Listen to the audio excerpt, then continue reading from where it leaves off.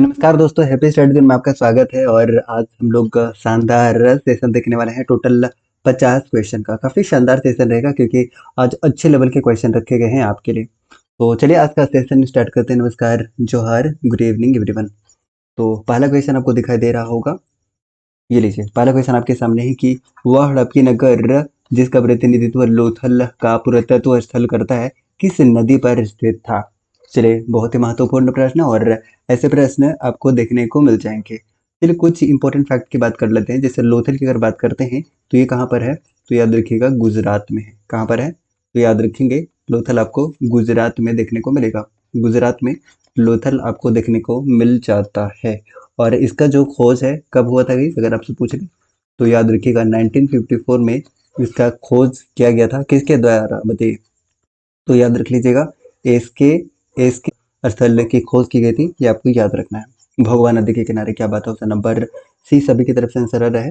और जितने भी आंसर कर रहे हैं ऑप्शन नंबर सी, तो ऑप्शन नंबर सी इस प्रश्न का उत्तर हो जाएगा भोगवा नदी। जितने भी भोगवा नदी आंसर कर रहे हैं, भोगवा नदी शुड बी करेक्ट आंसर। और अभी वर्तमान में किस कहाँ पर है, तो अहमदाबाद जिला में है। ये आपको याद रखना है। ये अहमदाबाद जिला में वर्तमान में है। और ये कहाँ पर है, तो आप जानते हैं कि ये है गुजरात में। ठीक है, ये है गुजरात में, ये आपको याद रखना है। और इसकी खोज हमने बता दिया कि इसके द्वारा, तो रंगनाथ राव के द्वारा, ये आपको याद रखना है। और अगर हम लोथल की बात करते हैं तो लोथल से क्या क्या मिला है, अगर आपसे पूछ रहे हैं तो गोदीबाड़ा याद रख लीजिएगा, बहुत ही इंपॉर्टेंट है। पूछा जाता है डॉकयार्ड कहाँ से मिला है, तो डॉकयार्ड आपका मिला है। गोदीबाड़ा जो मिला है वो आपका कहाँ से मिला है, तो लोथल से मिला है। और भी बात करते हैं तो अग्नि वेदिका, हाथी का दांत यहीं से मिला है, ये आपको याद रखना है। फिर चालाक लोमड़ी का चिन्ह भी कहाँ से मिला है, तो ये भी लोथल से मिला है, ये आपको याद रखना है। ठीक है, चलिए और भी अगर बात करते हैं तो सतलुज नदी के किनारे कौन सा है, बताइए कौन सा साइट है, कौन सा आप बोल सकते हैं कि कौन सा ऐसा पुरातात्विक स्थल है जो स्थित है सतलुज नदी के किनारे। ये आप फटाफट से आंसर कर दीजिएगा। चलिए, सिंधु नदी आपके दिमाग में हुदड़ो याद रख लीजिएगा, चन हुदड़ो। हालांकि एक और आप याद रख सकते हैं, जो कोट दीजी है ना, कोट दीजी, ये भी जो है वो किस नदी पर है, सरस्वती नदी पर। चलिए, सतलज का आंसर आ चुका है। सतलज नदी की बात करते हैं तो रोपड़। ठीक है, रोपड़ पंजाब।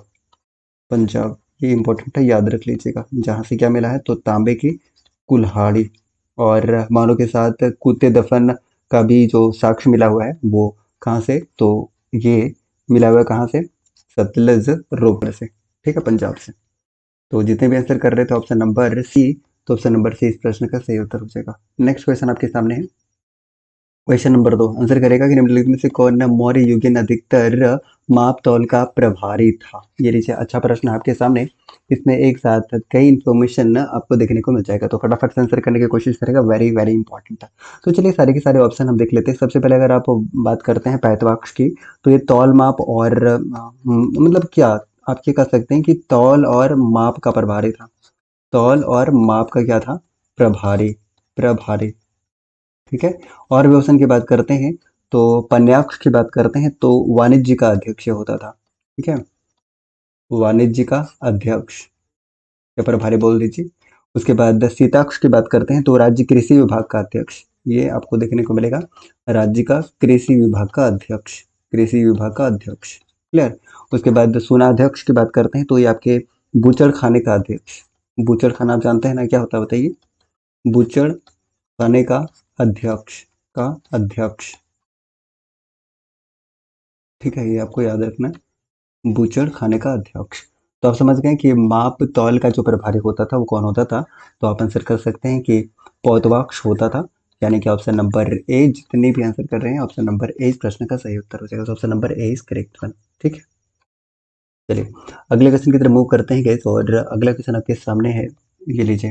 आंसर करेगा क्वेश्चन नंबर 3 कि कौटिल्य का अर्थशास्त्र है क्या है, एक बताइए। वेरी वेरी इंपॉर्टेंट, आप जानते हैं इसके बारे में, तो फटाफट से आंसर कर दीजिएगा।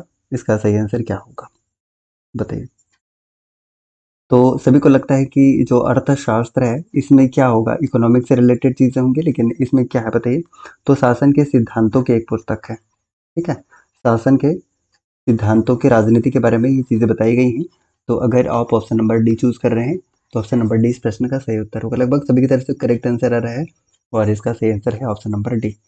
चलिए अगला क्वेश्चन है कि चीनी यात्री हेनसांग ने किस शासक के समय भारत की यात्रा की थी? चलिए इस प्रश्न का उत्तर सभी को कर दीजिएगा। सर कंप्यूटर पीडीएफ कब मिलेगा? जल्दी मिलेगा। एंड 1000 क्वेश्चन का 1000 प्लस एमसीक्यूज आपको जरूर देखने को मिलेगा।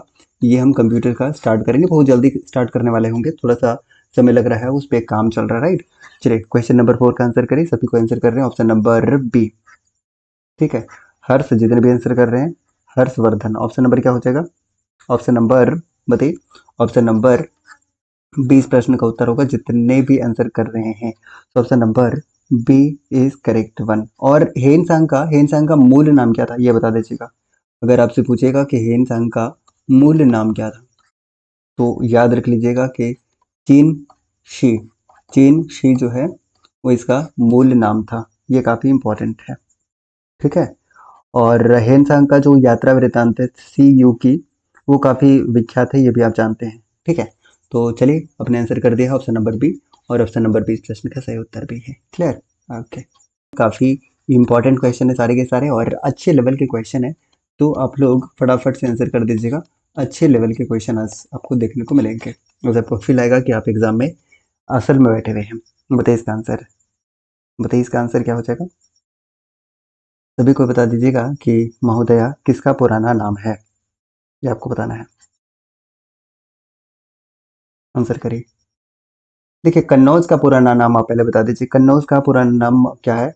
तो महोदया है, महोदया। और भी इसका नाम है पुराना नाम कन्नौज का, कौन सा है बताइए?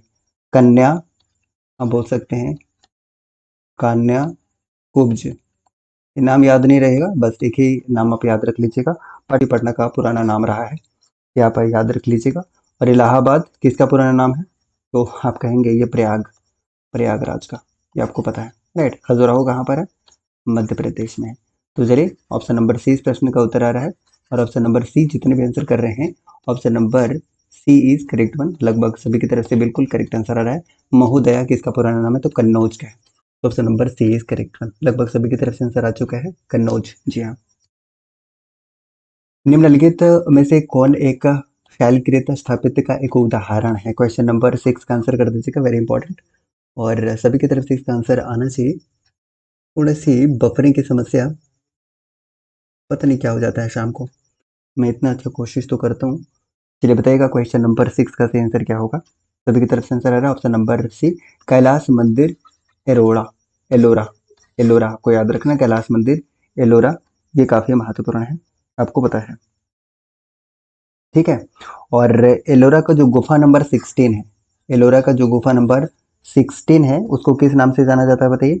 तो याद रख लीजिएगा कि कैलाश नाथ मंदिर के नाम से जाना जाता है। जो गुफा नंबर है ये क्या है? तो गुफा नंबर है, जिसको क्या जाना जाता है? तो याद रख लीजिएगा कि कैलाश नाथ मंदिर के नाम से जाना जाता है। कैलाश नाथ मंदिर के नाम से जाना जाता है, ये आपको याद रखना है। आंसर क्या है? Option number C. जितने भी आंसर कर रहे हैं, ऑप्शन नंबर सी इस प्रश्न का सही उत्तर होगा। ठीक है।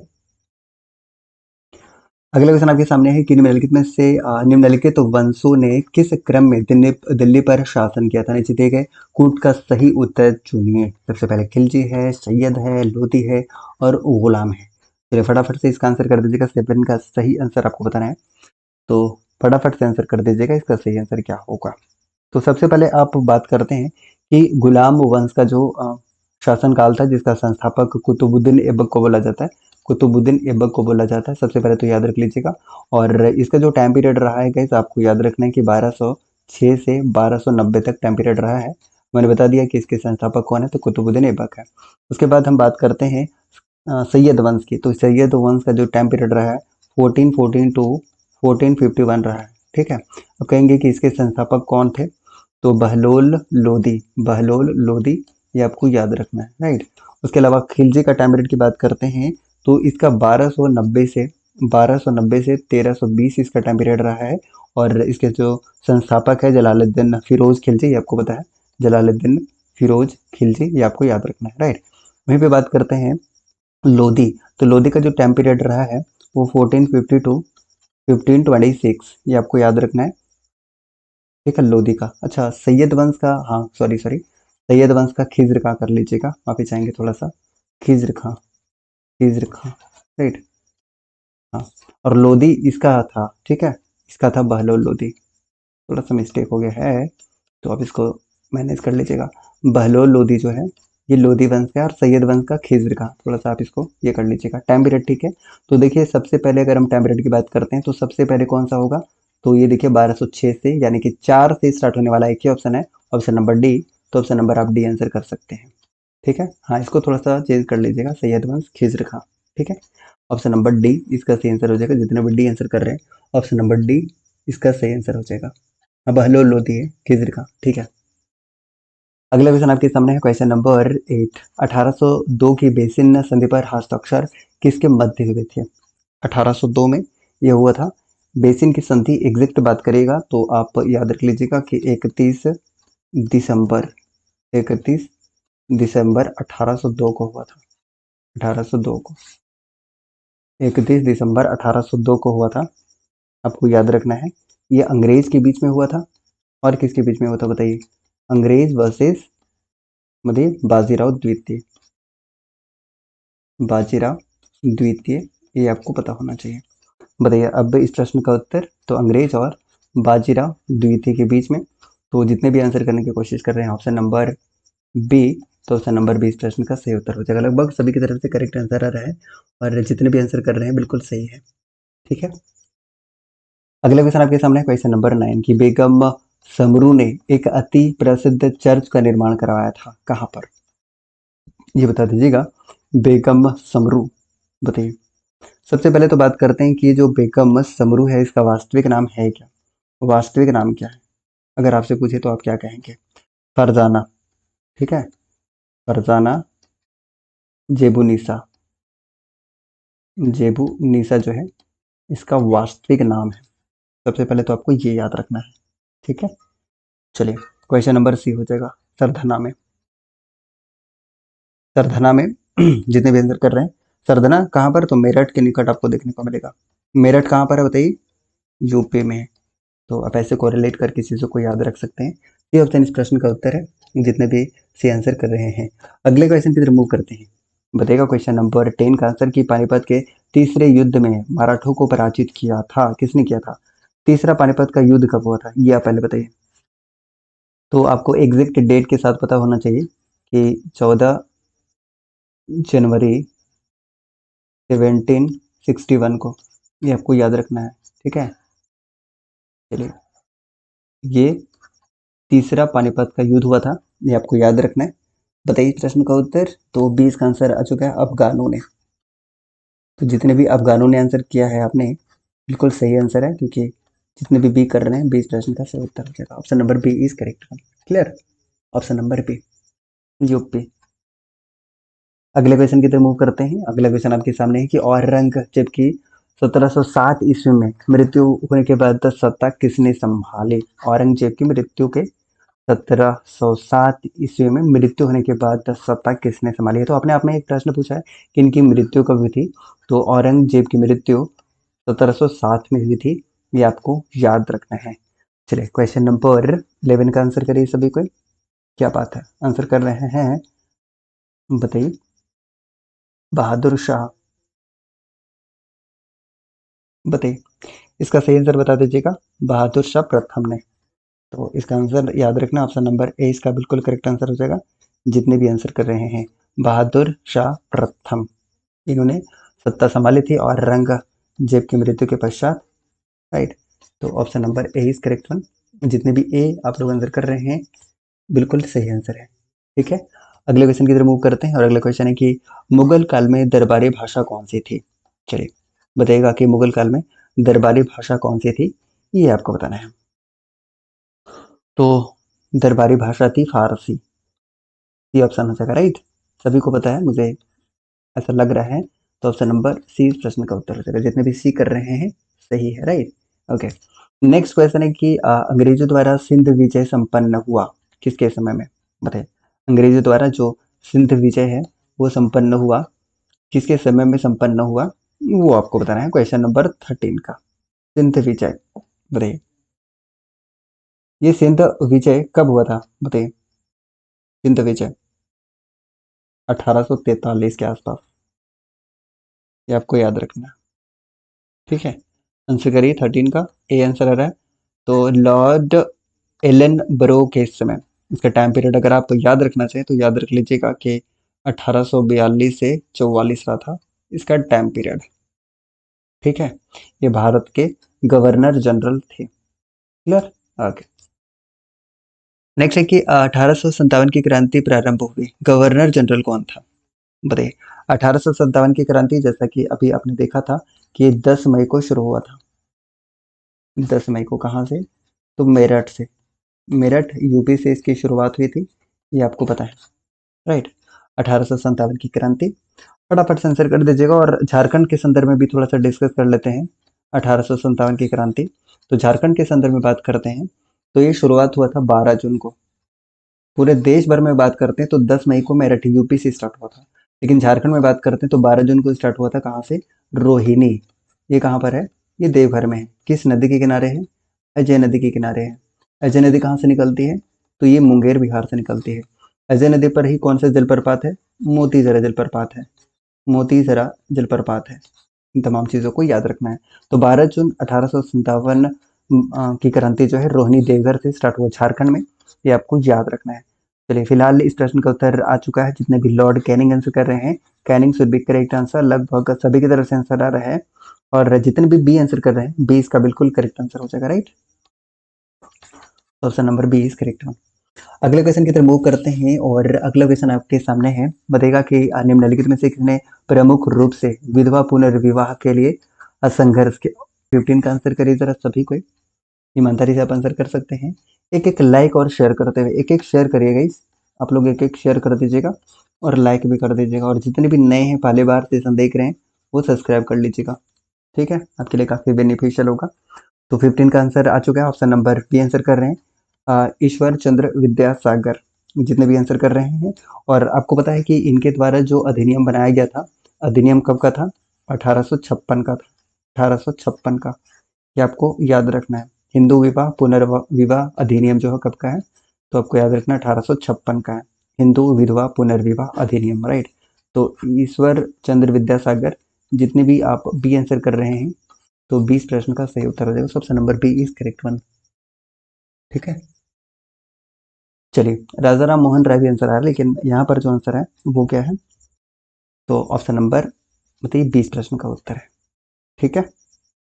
चलिए, बताइएगा नेक्स्ट कि गांधी जी का चंपारण आंदोलन था, चंपारण आंदोलन कब हुआ था। ये मुझे नहीं लगता कि बताने की आवश्यकता है, लेकिन फिर भी आपको पता है 1917 में, ठीक है। चलिए, ईश्वर चंद्र विद्यासागर, एग्जैक्टली। चलिए बताएं इस प्रश्न का सही उत्तर। क्वेश्चन नंबर 16 का आप आंसर कर सकते हैं, तो ऑप्शन नंबर डी आ रहा है। तो आपको पता है ना कि नील कर्मियों की समस्याओं के समाधान के लिए गांधी जी ये चंपारण आए थे, आपको ये पता है, राइट। तो ऑप्शन नंबर डी इस प्रश्न का उत्तर होगा। जितने भी डी आंसर कर रहे हैं, option number D is correct one, ठीक है, ऑप्शन नंबर डी। और अंग्रेज जो थे उनके खेत पर जबरदस्ती 1/3 भाग पर क्या कर रहे थे, नील की खेती का उत्पादन करवाते थे, ये आपको पता है, ठीक है। अच्छा, उसके बाद ये किसके निमंत्रण पर आए थे, अगर आपसे पूछ ले तो राजकुमार शुक्ला, राजकुमार शुक्ला के निमंत्रण पर आए थे। और साथ में कौन कौन, तो डॉक्टर राजेंद्र प्रसाद, उसके बाद ब्रज किशोर प्रसाद, राइट, अनुग्रह नारायण सिन्हा, ये आपको याद रखना है, आचार्य कृपलानी, ये सारे के सारे साथ में आए थे। अगर आप चाहें तो ऐड ऑन कर सकते हैं। निम्नलिखित में से कौन लगातार 6 वर्षों तक भारतीय राष्ट्रीय कांग्रेस के प्रेसिडेंट रहे हैं, आपको पता होगा इसका आंसर। क्वेश्चन नंबर 17 का आंसर सभी को कर दीजिएगा। लगातार बताइए, लगातार 6 वर्षों तक भारतीय राष्ट्रीय कांग्रेस के अध्यक्ष रहे हैं। आपको पता है कि 1885 में इसकी स्थापना ए ओ शुम, जो कि अंग्रेज अधिकारी थे, इनके द्वारा किया जाता है। हालांकि इसमें जो अध्यक्ष बनाए जाते हैं वो उमेश चंद्र बनर्जी बनाए जाते हैं, ये आपको पता है। और ये प्रथम अध्यक्ष थे। प्रथम मुस्लिम अध्यक्ष पूछता तो बदरुद्दीन तैयब जी हो जाते, राइट। प्रथम अगर अंग्रेज पूछा होता तब आप जॉर्ज यूले आंसर कर सकते हैं। प्रथम महिला पूछेगा तो एनी बेसेंट आप आंसर कर सकते हैं।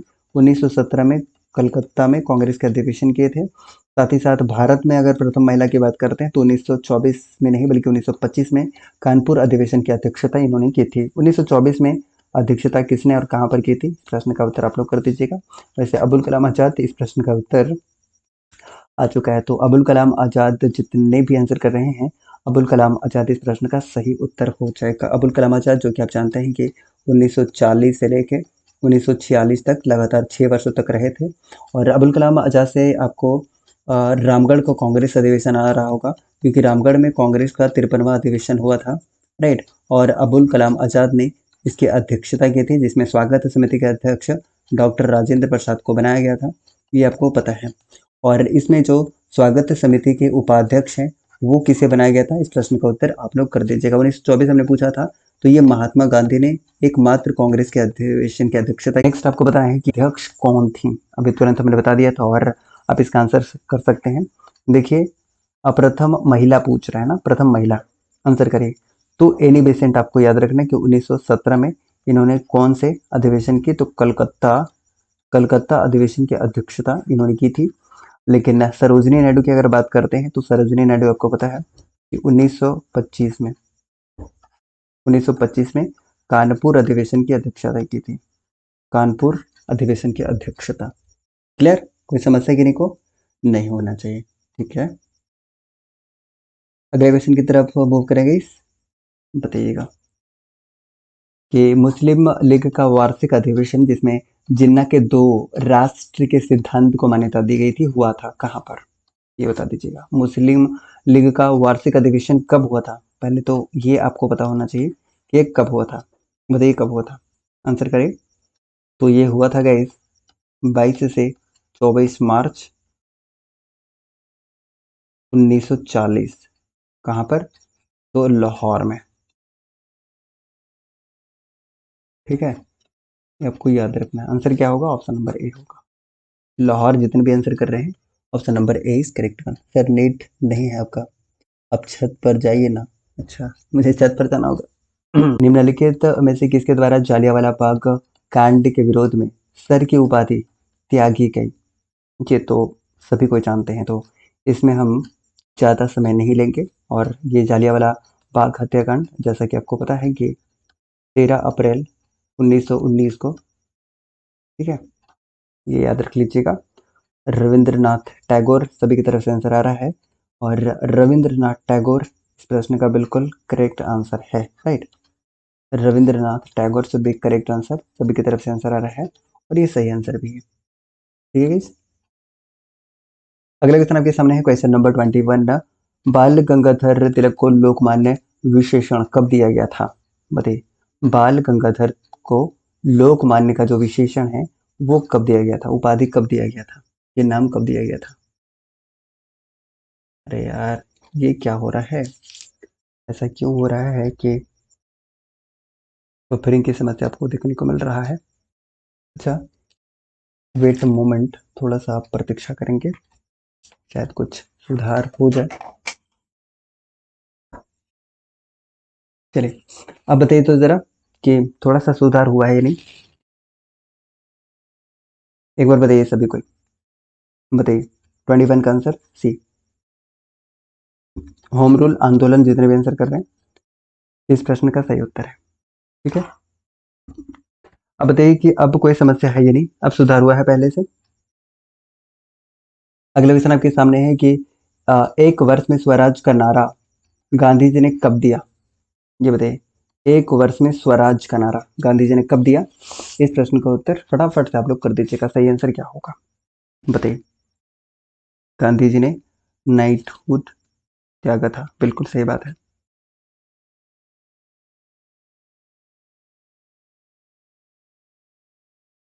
चलिए,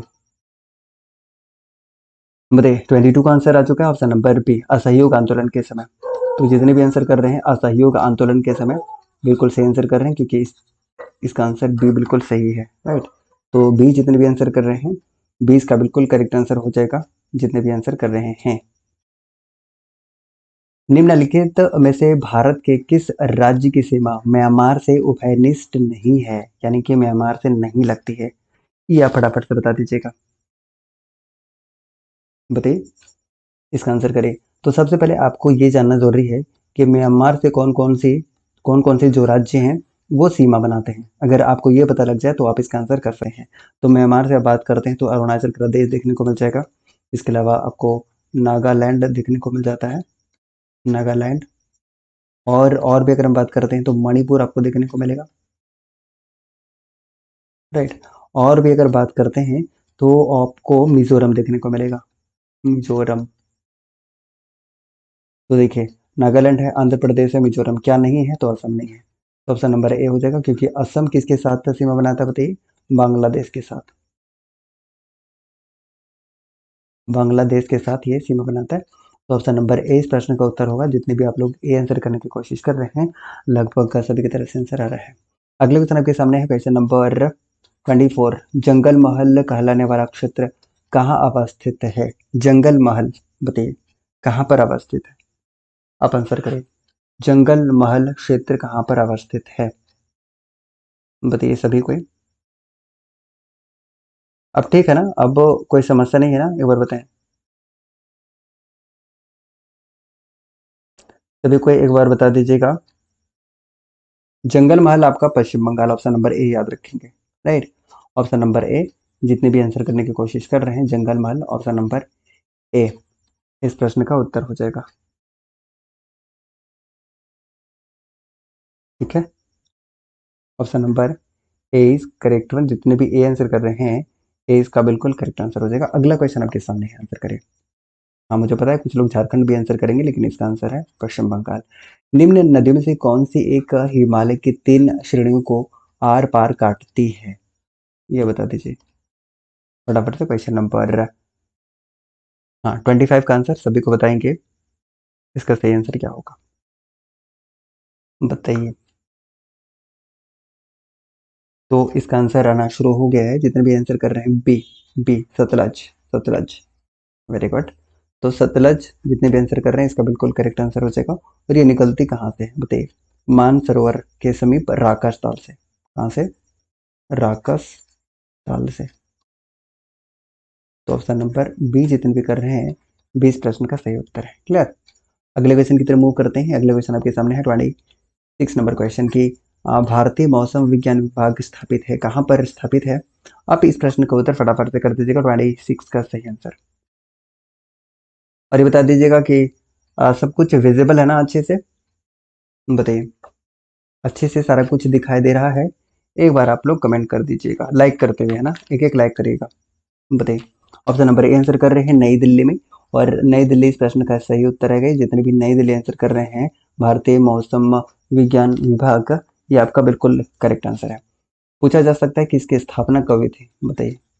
अगर स्थापना की बात करते हैं, तो स्थापना आपको याद रखना है 1875 ईस्वी में, 1875 ईस्वी में। ये काफी इंपॉर्टेंट है, आप याद रख सकते हैं, ठीक। ओके, नेक्स्ट क्वेश्चन आपके सामने है, आंसर कर दीजिए कि भारत के निम्नलिखित में से किस क्षेत्र में शीतकाल में वर्षा होती है? शीतकाल में वर्षा होती है कौन से क्षेत्र में, ये आप एक बार बताएं सभी को। शीतकाल में वर्षा, दक्षिण पूर्व, क्या बात है। शीतकाल में जो वर्षा होती है, शीतकाल यानी कि जाड़े के दिनों में, जनवरी फरवरी के आसपास, बताइए। बिल्कुल ऑप्शन नंबर डी हो जाएगा, दक्षिण पूर्व, ऑप्शन नंबर डी। मैंने कहा कि आज आपको थोड़ा सा सोच समझ कर आंसर देना होगा। बाघों के प्रमुख रिजर्व सरिस्का किस राज्य में अवस्थित है? ये इजी क्वेश्चन है, और इस इजी क्वेश्चन का उत्तर सभी की तरफ से जितने भी लोग देख रहे हैं, सारे के सारे लोग एक बार कमेंट कर दीजिएगा। जितने नए लोग हैं जो कमेंट नहीं करते हैं, और एक बार बता दीजिएगा कि अगर ब्लैक बैकग्राउंड रखा जाए डेली तो कैसा रहेगा, या फिर व्हाइट अच्छा रहता है? एक बार आप लोग बताएं कि व्हाइट अच्छा रहता है या ब्लैक अच्छा है, जैसा आप लोग कहेंगे बताइए।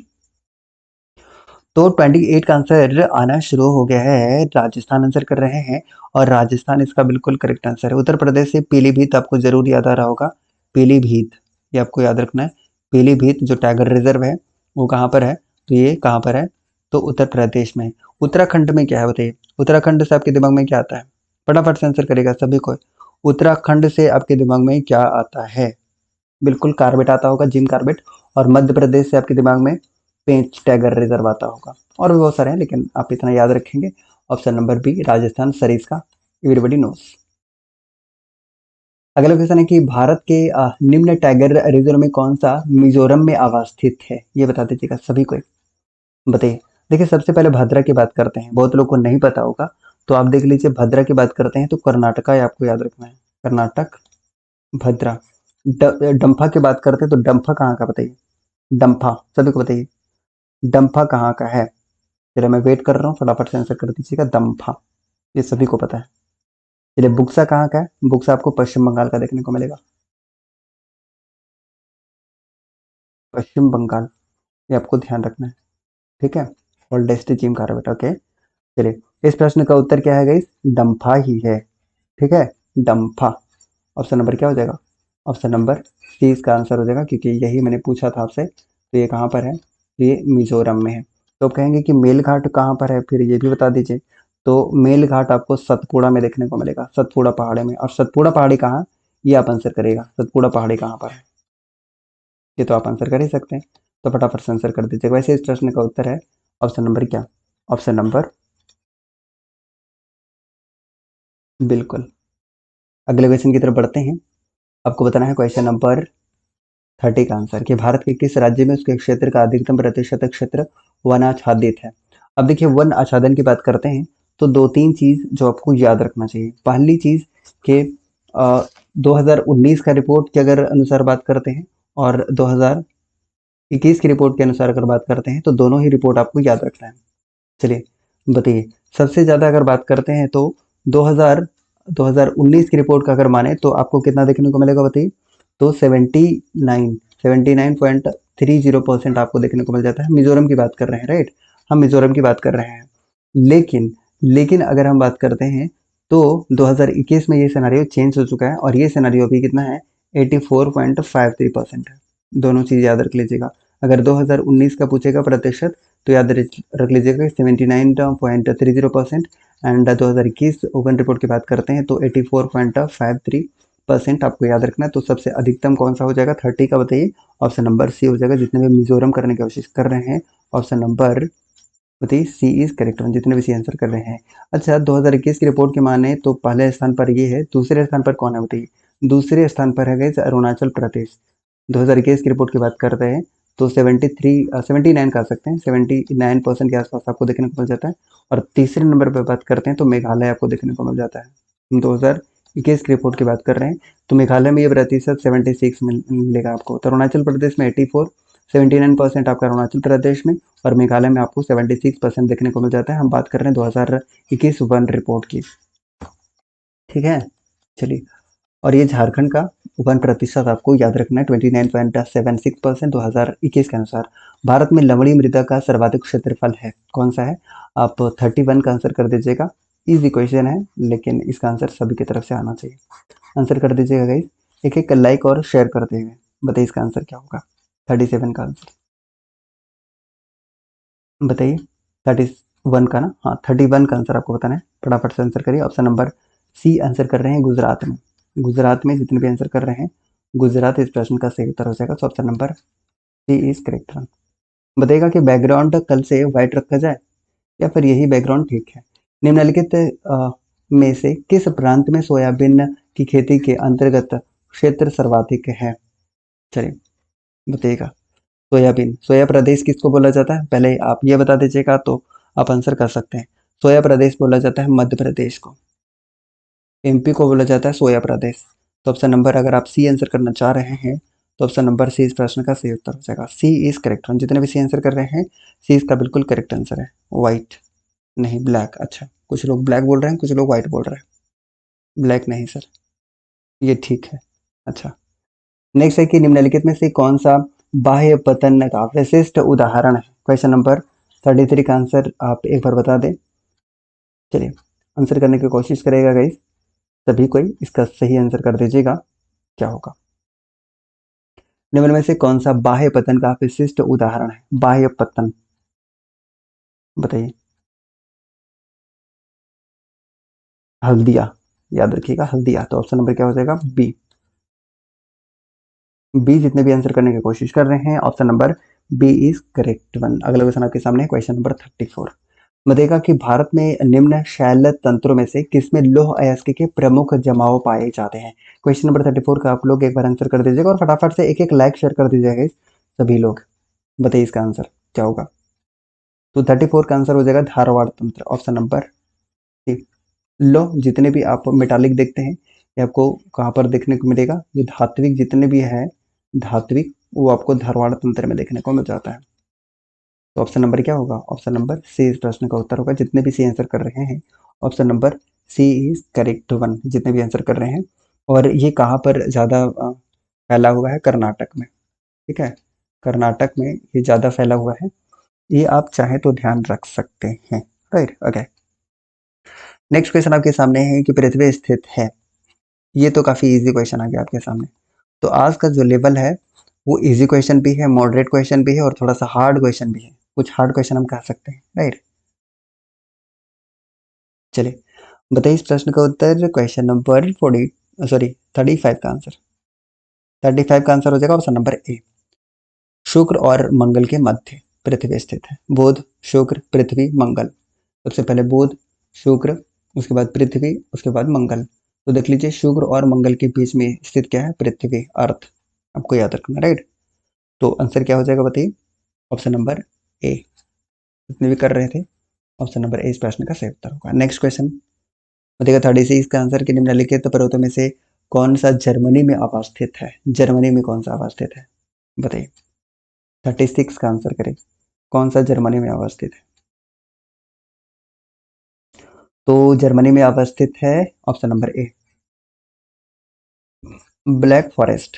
ब्लैक फॉरेस्ट जितने भी आंसर कर रहे हैं बिल्कुल करेक्ट आंसर है। और एग्जैक्ट बात करते हैं तो ये दक्षिण पश्चिम जर्मनी में आपको देखने को मिलेगा, दक्षिण पश्चिमी जर्मनी में, ठीक है। तो ऑप्शन नंबर ए जितने भी कर रहे हैं सही है। अगला क्वेश्चन आपके सामने है कि निम्न देशों में से किसे झीलों की वाटिका कहा जाता है, झीलों की वाटिका, वेरी इंपॉर्टेंट। झीलों की वाटिका बताइए। ब्लैक फॉरेस्ट, जी ठीक है।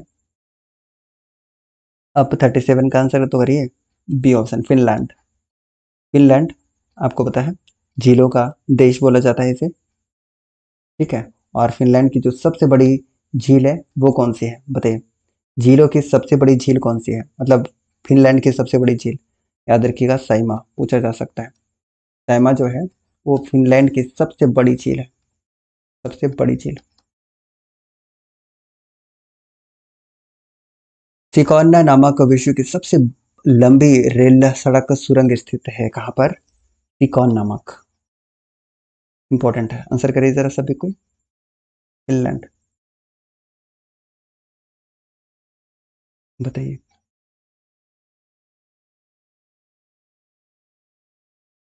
तो 38 का आंसर हो जाएगा ऑप्शन नंबर सी, जापान में।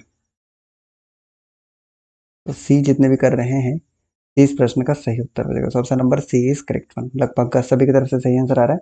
लेकिन आप लोग शेयर नहीं कर रहे हैं, मतलब इतना कम अगर लाइक और शेयर रहेगा तो फिर क्लास मुश्किल हो सकता है गाइस, फिर क्लास हमें करना पड़ेगा खत्म। अगर इतने कम लाइव आप लोग रहेंगे, लाइव इतने कम लाइव रहेंगे तो ये क्लासेस फिर कंटिन्यू नहीं हो पाएंगी, ठीक है। क्योंकि बहुत मेहनत लगता है गाइस ये पीपीटी तैयार करना, फिर इतना सारा कुछ करना, और आप लोग अगर एक एक शेयर नहीं करेंगे तो फिर मज़ा नहीं आएगा, ठीक है। इतना बढ़िया सेशन आपके लिए लाया जाता है, के बाद भी आप नहीं कर रहे हैं शेयर, तो बहुत ही बताइएगा कि अफगानिस्तान की सीमा अफगानिस्ट नहीं है, किसके साथ नहीं है, ये आप बता दीजिएगा। आंसर करिए। देखिए उज्बेकिस्तान के साथ तो है, तजाकिस्तान के साथ भी है, तुर्कमेनिस्तान के साथ भी है, ठीक है। ईरान के साथ भी आप नोट कर सकते हैं, ईरान के साथ भी है, लेकिन रूस के साथ नहीं है। ये ऑप्शन हो जाएगा, ठीक है। ऑप्शन नंबर सी हो जाएगा। बताइए बिना टीम का सारा कुछ खुद मेहनत करना और सारा चीज़ प्रोवाइड कराना आपको, और आप लोग थोड़ा शेयर नहीं करके थोड़ा सपोर्ट नहीं करेंगे तो फिर थोड़ा मुश्किल हो जाएगा ना फिर। बताइए इतना आज के ज़माने में बताइए कि घर से कौन लगाएगा, घर से, मतलब बिना किसी उम्मीद के कि इससे कुछ आने वाला है, कुछ नहीं, मतलब बस मेरा इन्वेस्टमेंट हो रहा है और 1 साल से हो रहा है, मैंने 850 वीडियो बना डाला है कि बिना किसी उम्मीद से, ठीक है। कोई कोर्स नहीं, कुछ भी नहीं।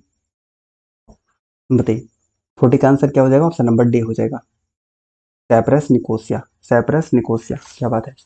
तो ये सुमेलित आपको देखने को मिलेगा, साइप्रस निकोसिया। अब कहेंगे कि वेनेजुएला की राजधानी कौन सी है, तो वेनेजुएला की राजधानी है कराकस, ये कराकस है। न्यूजीलैंड की राजधानी क्या है बताइए, तो न्यूजीलैंड का राजधानी वेलिंगटन है। कोलंबिया की राजधानी क्या है बताइए, तो कोलंबिया का हो जाएगा बकोटा। तो ये सारे के सारे सुमेलित ऐसे हो सकते हैं, लेकिन एक्चुअल में सुमेलित जो है वो है ऑप्शन नंबर डी। तो ऑप्शन नंबर डी इस प्रश्न का उत्तर होगा, जितने भी डी आंसर कर रहे हैं option number D is correct one. चलिए अगले क्वेश्चन की तरफ मूव करते हैं और आपको बताना क्वेश्चन नंबर 41 का आंसर कि निम्नलिखित प्रशांत महासागरीय द्वीपों में से कौन मेलेनेसिया द्वीप समूह में सम्मिलित है। मैंने कहा कि आज अच्छे लेवल के क्वेश्चन रखे गए हैं, तो फटाफट से आप लोग बता दीजिएगा कि निम्नलिखित प्रशांत महासागरीय द्वीपों में से कौन मेलेनेसिया द्वीप समूह में सम्मिलित है, ये आपको बताना है। आंसर करिए जरा एक बार सभी कोई, अगर आप सभी आंसर कर पाए तो। चलिए बताइएगा, 41 का आंसर हो जाएगा ऑप्शन नंबर ए, सोलोमन द्वीप, ये आपको याद रखना है। सोलोमन द्वीप ऑप्शन नंबर ए इस प्रश्न का सही उत्तर होगा।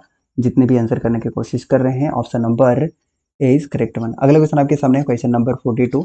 निम्नलिखित में से किस एक देश में पंपास घास के मैदान स्थित है। पंपास, एवरीबॉडी नोस, फटाफट से आंसर कर दीजिएगा। पंपास के बारे में सभी को पता होगा, मुझे पता है, अर्जेंटीना, एवरीबॉडी नोस। तो काफी इजी क्वेश्चन है, राइट, और 100% लोगों को ये पता होना चाहिए और पता है भी। जनगणना 2011 के अनुसार सर्वाधिक जनसंख्या घनत्व वाला राज्य कौन सा है। जनसंख्या बहुत इंपॉर्टेंट होता है गाइस, जनसंख्या घनत्व जनगणना, तो जनगणना के ऊपर एक डेडिकेटेड वीडियो आपको मिल जाएगा, राइट। चलिए आंसर करें आप इस प्रश्न का उत्तर, सर्वाधिक जनसंख्या घनत्व वाला राज्य, सर्वाधिक डेंसिटी वाला राज्य, थोड़े तरीके आंसर करें। बिल्कुल ऑप्शन नंबर क्या हो जाएगा, ऑप्शन नंबर ए हो जाएगा, बिहार। जितने भी कर रहे हैं बिहार, बिहार इस प्रश्न का उत्तर हो जाएगा इस, लगभग सभी की तरफ से बिहार इसका आंसर आ रहा है। और जितने भी आप ए आंसर कर रहे हैं ऑप्शन नंबर ए इसका बिल्कुल करेक्ट आंसर हो जाएगा। और आपके लिए एक एक और चीज मैं बता दूं कि लास्ट में हम लोग झारखंड करंट अफेयर थोड़ा सा करेंगे, ठीक है। झारखंड करंट अफेयर अभी तुरंत हम लोग डिस्कस करेंगे लास्ट में, 50 क्वेश्चन के बाद 10 से 20 पॉइंट, ये आप कह लीजिए 10 से 20 पॉइंट हम Jharkhand current affair daily discuss करेंगे, ठीक है। चलिए तो ऑप्शन नंबर ए इसका आंसर हो जाएगा। नेक्स्ट, इस सन 2011 की जनगणना के अनुसार भारत के निम्न निम्न राज्यों में से किस राज्य की सकल जनसंख्या के सापेक्ष नगर जनसंख्या का प्रतिशत सबसे कम है। आराम से पढ़ना होगा और इसका आंसर करना होगा, जल्दीबाजी में आप इसका आंसर नहीं कर सकते। बताइए, आंसर कर दीजिएगा इसका सही आंसर सभी कोई, करेंसी एंड कैपिटल भी करें, ओके, ठीक है। इसका आराम से आंसर करिए। सन 2011 की जनसंख्या के अनुसार भारत के निम्न राज्यों में से किस राज्य की सकल जनसंख्या के सापेक्ष नगरीय जनसंख्या का प्रतिशत सबसे कम है। 44 का आंसर हो जाएगा option number A, Himachal Pradesh. प्रतिशत के हिसाब से करते हैं तो मात्र इसका 10% आपको देखने को मिलेगा, और उड़ीसा की बात करते हैं तो 16% के आसपास आपको देखने को मिल जाता है। झारखंड का आपको 24% देखने को मिल जाता है, और 24% से थोड़ा सा ज़्यादा 25% आपको राजस्थान देखने को मिल जाता है। तब इसका आंसर सबसे कम पूछा है ना, तो आप Himachal Pradesh option number A answer कर सकते हैं, राइट। चलिए अगला क्वेश्चन है, क्वेश्चन नंबर 45 की 2011 की जनगणना के अनुसार भारत का सर्वाधिक नगरीकृत राज्य कौन सा है। ये भी इजी क्वेश्चन है और इम्पोर्टेंट क्वेश्चन भी है, आंसर कर दीजिएगा। और मैंने कहा कि आपको करंट अफेयर भी देखने को मिलेगा, झारखंड करंट अफेयर, जो हम लास्ट में डिस्कस कर रहे होंगे आपके साथ में। चलिए आंसर कर दीजिएगा, 45 का आंसर क्या होगा। 45 का आंसर ऑप्शन नंबर सी, क्या बात है, तमिलनाडु आंसर कर रहे हैं, तमिलनाडु, तमिलनाडु, हाँ तमिलनाडु इस प्रश्न का उत्तर हो जाएगा। क्योंकि अगर प्रतिशत में बात करते हैं तो आपको तमिलनाडु का 48.4% देखने को मिल जाता है। दूसरे नंबर पे आपको केरल देखने को मिलता है गाइस, लगभग 47.7% के आसपास। महाराष्ट्र लगभग 45% आपको ये देखने को मिल जाता है। वहीं पर पश्चिम बंगाल की बात करते हैं तो 32% के आसपास आपको देखने को मिल जाता है। तो सबसे ज़्यादा पूछा है, सर्वाधिक पूछा हुआ है, तब आप तमिलनाडु इसका आंसर कर देंगे, Tamil Nadu, that is option number C, ठीक है। अगला है कि इनमें से कौन भारत का प्रथम कानून मंत्री थे। बताइए प्रथम कानून मंत्री कौन थे। आप इस प्रश्न का उत्तर कर दीजिएगा, लास्ट में आपको करंट अफेयर भी देखने को मिलेगा, तो बने रहिएगा हमारे साथ। बताइए। और जो हम लोग सुबह डिस्कस किए थे एक बार वो भी रिवाइज कर रहे होंगे। तो 46 का आंसर सभी की तरफ से आना चाहिए बी। कानून मंत्री कौन हो सकते हैं? तो डॉक्टर भीमराव अंबेडकर। तो ऑप्शन नंबर बी हो जाएगा। और इनको भारत रत्न कब मिला था गाइस बताइए?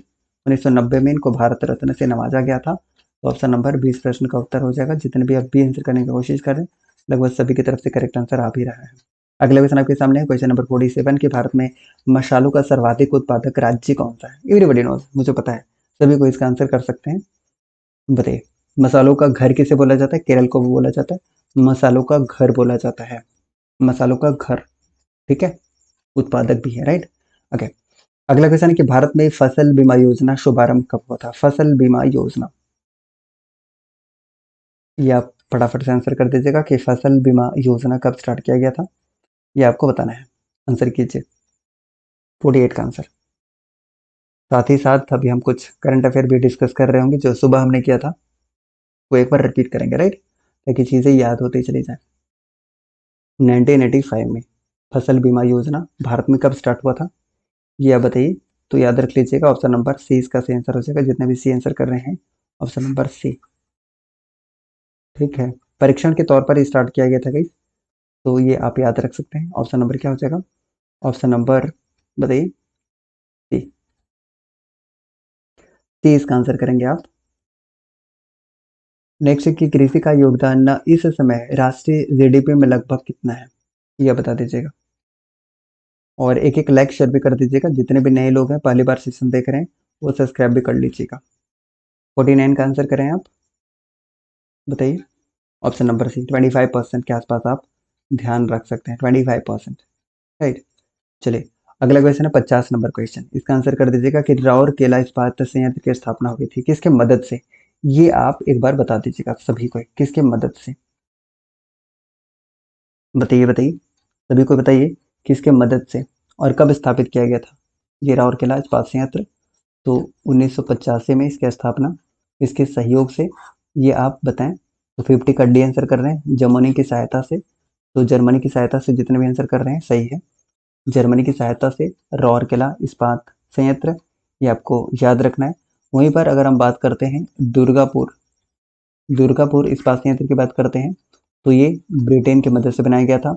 वहीं पर भिलाई, भिलाई इस्पात संयंत्र की बात करते हैं तो भिलाई जो है वो रूस की सहायता से।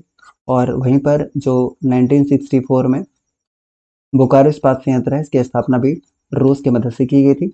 इन तमाम चीज़ों को याद रखेंगे। अगला क्वेश्चन है कि वैट लगाया गया है, यह बता दीजिएगा। वैट लगाया गया है, क्वेश्चन नंबर 51 का आंसर कर दीजिएगा। चलिए सभी को आंसर करें वैट, आराम से इसका आंसर करिए, सभी की तरफ से इसका आंसर आना चाहिए। बताइए।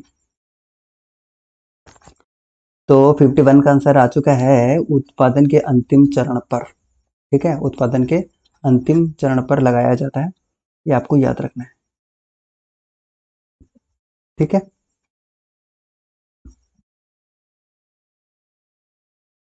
चलिए अगला क्वेश्चन आपके सामने 42 नंबर क्वेश्चन कि निम्नलिखित में से कौन भारत के शेयर बाजार के कार्य को नियंत्रित करता है? क्वेश्चन नंबर 52 का आंसर आप करें सभी की तरफ से, उम्मीद करते हैं इसका आंसर आना चाहिए। और आप लोग एक एक लाइक शेयर कर दीजिएगा ईमानदारी से। ऑप्शन नंबर बी, आप जानते हैं इसका आंसर सभी को, ए बी। इसकी स्थापना अगर आपसे पूछ ले तो याद रख लीजिएगा कि 12 अप्रैल, और कब? तो 1992 में इसकी स्थापना होती है, ये आपको याद रखना है। हेड क्वार्टर पूछेगा तो मुंबई होगा, ठीक है। चलिए अब यहाँ से हम क्या करते हैं, यहाँ से हम कुछ करते हैं करंट अफेयर, ठीक है, आपको मजा आ जाएगा। Current affair, Jharkhand current affair हम थोड़ा सा डिस्कस करते हैं। जैसा कि मैंने शुरुआत में ही आपसे कहा था कि हम लोग झारखंड करंट अफेयर भी थोड़ा थोड़ा कर रहे होंगे। तो चलिए थोड़ा सा हम झारखंड करंट अफेयर देख लेते हैं, ठीक है। वेट, थोड़ा सा वेट करिएगा आप लोग। चलिए वाइट बैकग्राउंड आपको अच्छा लगता है ना आप लोगों को? चलिए तो वाइट बैकग्राउंड हमने ले लिया है। अब सुनिए ज़रा ध्यान से। सबसे पहले हमने बताया था कि ग्रामीण ग्रामीण विकास मंत्रालय के द्वारा, ग्रामीण विकास मंत्रालय के द्वारा, अच्छा इसका पेन थोड़ा सा मैं चेंज कर लूँ ताकि आपको अच्छे से विजिबल हो जाए। हाँ, तो ग्रामीण विकास मंत्रालय के द्वारा क्या हुआ ना कि एक रैंकिंग जारी की गई है 235 पंचायत में। जिसमें से झारखंड का एक जो पंचायत है, पंचायत का नाम याद रखना था आपको, जरबा पंचायत। ये जरबा पंचायत प्रखंड कौन सा है? तो हमने बताया था शुरुआत में ही, जुर्जू प्रखंड है। कहाँ पर है? ये तो हजारीबाग में है। तो हजारीबाग का जो जरबा पंचायत है, उसे तीसरा रैंक मिला है पूरे देश में, थर्ड रैंकिंग मिला है। ये हमने आपको सुबह भी बताया था, ठीक है, ये आपको हमने सुबह भी बताया था, आपको याद रखना है। इसके अलावा हमने बताया था कि एक द्वितीयम कविता संग्रह है ये क्या है? तो कविता संग्रह है, और नाम क्या है? तो हमने आपको बताया था कि द्वितीयम नाम है। द्वितीयम कविता संग्रह किसके द्वारा लिखा गया है? ये काफी इंपॉर्टेंट है। तो ये शिवांगी के द्वारा लिखा गया है, शिवांगी के द्वारा लिखा गया है, ये आपको याद रखना है। कहाँ के निवासी है, ये आपसे पूछा जा सकता है। तो जमशेदपुर का निवासी है, जमशेदपुर का निवासी है। सुबह भी मैंने आपको बताया था, अगर आप, चलिए उसके बाद हमने बताया था आपको विद्युत चरण महतो के बारे में। बताइए क्या बताया था, किन्हीं को याद है? विद्युत चरण महतो के बारे में हमने क्या बताया था? याद है तो बताइए। तो इनके बारे में हमने आपको बताया था कि, क्या बताया था, बताइए फटाफट से। विद्युत चरण महतो से आपको याद रखना है कि संसद रत्न पुरस्कार 2022 में मिला है। कौन सा? तो संसद रत्न पुरस्कार मिला है। कब मिला है? तो 2022 में। ये सारे के सारे झारखंड करंट अफेयर है, ये आपको याद रखना है, ठीक है। उसके बाद हमने बोला था कि 100% वैक्सीनेशन वाला पंचायत कौन सा है? चलिए पंचायत, पहला पंचायत कौन सा है? झारखंड का पंचायत है, कौन सा है बताइए। तो देवघर का एक जगह है गाइस, एक पंचायत है, भोजपुर पंचायत। अगर आपको याद आ रहा हो तो सुबह भी हमने बताया था, भोजपुर पंचायत 100% वैक्सीनेशन वाला है, जो कि देवघर में है। कहाँ पर है? देवघर में है, ये आपको याद रखना है, ठीक है, ये हमने आपको बता दिया था। चलिए ठीक है, कल और भी हम लोग क्या करेंगे कि कल मॉर्निंग में आपको प्रथम, झारखंड में प्रथम आपको देखने को मिलेगा। जितने भी झारखंड में प्रथम है, और प्रथम आपको सुबह 8 बजे से देखने को मिलेगा।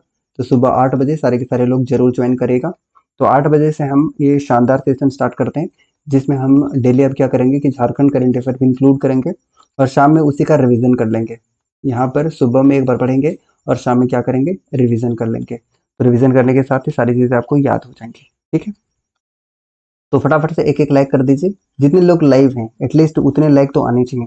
अगर उतने नहीं आते हैं तो मुझे थोड़ा सा तकलीफ होता है, तो आप मुझे तकलीफ ना पहुंचाएं। एक एक लाइक आप लोग ईमानदारी से कर दें, और आप शेयर करते हैं तो अच्छी बात है, नहीं करते हैं तो एक एक शेयर शेयर कर दिया करिएगा ही।